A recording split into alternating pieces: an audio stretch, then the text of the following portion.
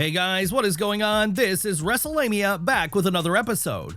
Join us now as Wrestlelamia looks at the 4th of July episode of SmackDown, as well as the wrestling news stories and rumors you need to know, including fans accuse Triple H of ignoring Black History Month, Juneteenth, and Martin Luther King Day, Charlotte Flair reveals why Babyface turned tanked, reason CM Punk apologized to Saudi Arabia fans, 2 WWE superstars now dating, and more. Be sure to subscribe and hit that notification bell for daily wrestling videos, and follow us on Facebook for exclusive lists. Now, let's hit the intro and get on to our first story.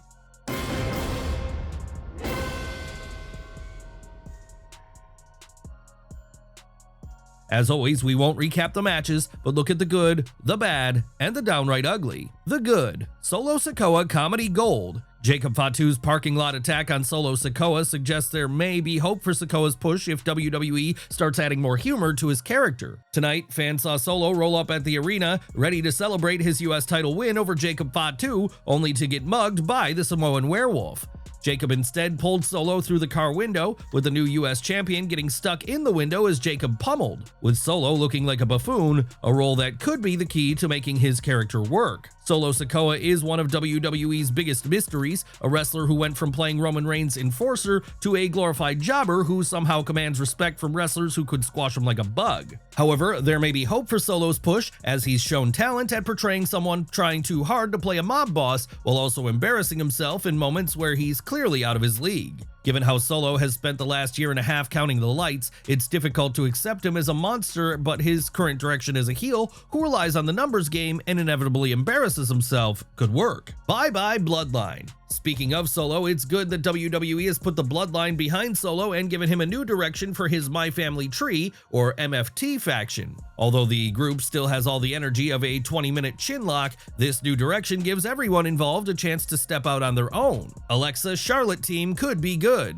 Alexa Bliss and Charlotte Flair could benefit both superstars and WWE. Bliss and Flair are an all-star tag team that can add some excitement to the women's division, give each superstar a program outside the world title scene, and set things up for a hot feud. It's unknown whether WWE plans to pair Bliss with the Wyatt Six, but a Bliss versus Flair feud has potential regardless of what direction Little Miss Bliss goes in. The Alpha is back. Drew McIntyre is back, and it's one of the best things to happen to SmackDown in a long time. McIntyre knows how to build instant feuds, draw white-hot heat from fans, and deliver memorable matches.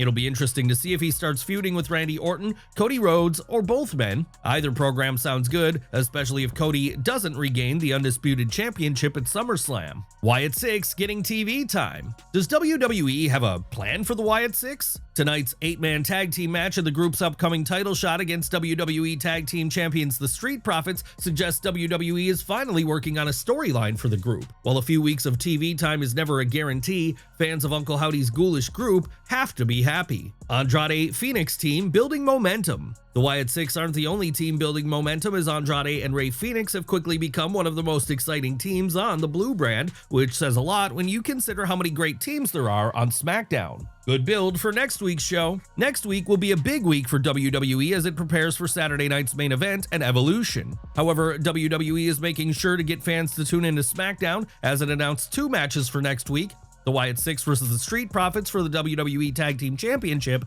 and Aleister Black taking on Damien Priest. The bad: Naomi Jade Cargill. It's time to bury the Naomi versus Jade Cargill feud, as it's doing nothing for Naomi, who deserves a better opponent, and Jade Cargill, no matter how badly WWE wants to make her into a main eventer, still needs more training. That's not the only problem here, as WWE hasn't done anything to make the feud seem special, a reminder that WWE's booking of the women's division still takes a backseat to the men. Another nonsense name. As exciting as it is to see whether Solo Sikoa's group can succeed, the new name My Family Tree is right down there with Pure Fusion Collective when it comes to random names, and WWE needs to seriously consider using names from WWE 2K25 to find something interesting. Nothing ugly. SmackDown's return to its 2-hour format is cause for celebration, and WWE delivered a decent, if not great show, building up angles like Drew McIntyre's run, the budding Alexa Bliss Charlotte team, and what looks to be a feud between Aleister Black and Damien Priest.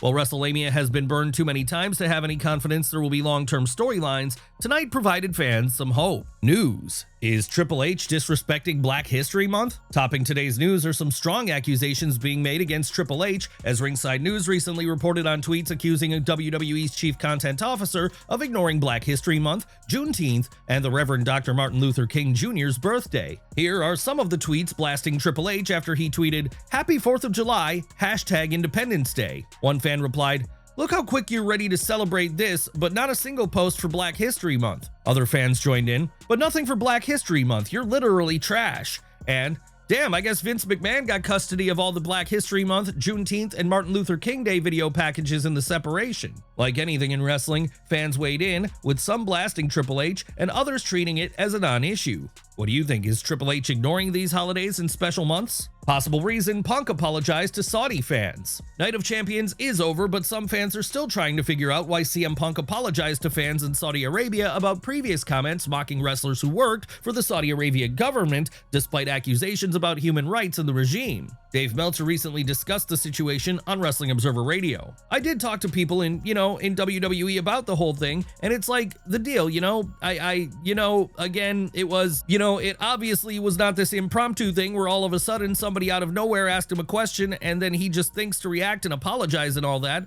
I mean, it was like he was going there to apologize." Punk's apology and his decision to wrestle in Saudi Arabia was seen as hypocritical by some critics, especially given how Punk is a notable supporter of LGBTQ rights and the Saudis' treatment of the LGBTQ community. Meltzer added, "What he thinks, he's the only one who can say, and probably, the impression that they had, that I was given, is that everyone, Saudi Arabia, TKO, CM Punk, they're all on board, and this is just what we gotta do." You could argue that maybe they shouldn't have done it. Maybe it makes them look bad by doing it. They thought it would make him look good. They thought it was the right thing to do. If he had any qualms, nobody knows, Do you agree with Diamond Dave's take on things? Charlotte Flair looks back at Babyface run. What did Charlotte Flair, who typically works as a heel, think about her Babyface run from a couple of years ago? The Queen opened up during a chat with WrestleZone. "Before I got injured, I was really in a groove being a good guy. I really enjoyed it. I was really getting that good guy reaction on live events. And it was like the first time in my career that I felt comfortable as a good guy. I just went with it, I loved it, and I was digging it." So what went wrong?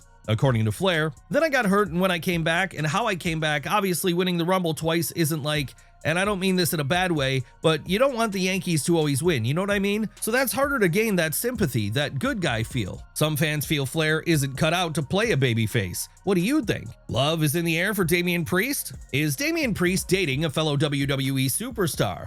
That's the rumor making the rounds, as Dave Meltzer is reporting in this week's Wrestling Observer newsletter that another new couple is Priest and Lola Vice. TJR Wrestling recently reported on a social media post about the two, noting Vice. She recently posted a photo with Priest at a New York Yankees game, seemingly confirming their romance. What do you think of this rumored love match? Uncle Howdy honors Brodie Lee. Looks like Uncle Howdy, aka Bo Dallas, is utilizing his TV time to honor his late friend, Mr. Brodie Lee. Fans have noticed the Wyatt Six leader using Lee's catchphrase, yeah, in the ring, a heartfelt show of respect for his fallen peer. Undertaker's daughter shows off mat skills. Is The Undertaker and Michelle McCool's daughter Kaya heading to the squared circle to follow in her famous parents' footsteps? Although Kaya is only 12, a recent video posted by her mom on Instagram suggests Kaya is wasting no time preparing. Indeed, The Undertaker recently told fans his young daughter is obsessed with the grappling game, and she's taken advantage of opportunities to train at the WWE Performance Center. New Money in the Bank briefcases. Last but certainly not least, Naomi has followed in Seth Rollins' footsteps by unveiling her very own custom Money in the Bank briefcase, a bold move that's sure to open the door for some lucrative new merchandise opportunities. This year's Ms. Money in the Bank showed off her briefcase after clobbering Jade Cargill with it. The briefcase is adorned in caution tape. What do you think about Seth Rollins and Naomi's repackaged Money in the Bank briefcases? Well guys, there you have it, Wrestlemania's look at the 4th of July edition of SmackDown and the wildest news stories and rumors you need to know in wrestling. Be sure to leave your comments and don't forget to subscribe to our channel, and I'll see you next time for some more wrestling content.